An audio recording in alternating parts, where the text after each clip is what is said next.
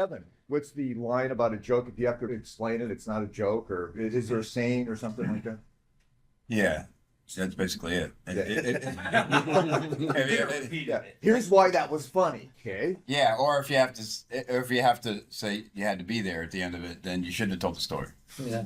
And interesting point. In Nevada, in Virginia City, it's a very storied town that I live in. I won't go into it, but it's a very old town from the 1800s. It funded the Civil War for Lincoln because of the gold strike or the gold and silver strike up there. And it was the birth of the hippie movement in San Francisco and a lot of stuff. Huh? It's haunted. And it's haunted as hell. And I lived up there for a while. And it was great. There's a famous bar up there called the Red Dog Saloon, where Janis Joplin and Quicksilver and all these famous bands got their start. And it started what became the Summer of Love in San Francisco. So a lot of people are interested, especially in my generation.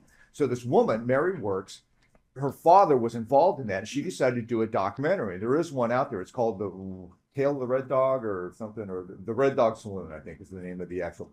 But the thing was, I saw early takes of that, and she found guys who were there, and she interviewed them, and I got to see early takes that she did, and it was a travesty. These guys would essentially go, oh, wow. It was like, oh, man. It was like, and they'd go through that for half an hour.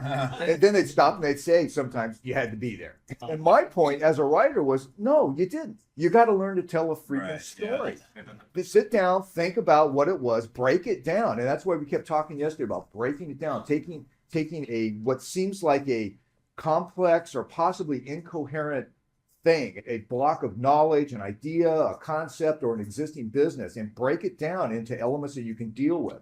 Each thing, when you start doing that, that's what a good copywriter does, that's what a good consultant does, is break it down into manageable chunks, almost like taking what's the old saying, never eat anything bigger than your head. But if you break it down, it's no longer bigger than your head.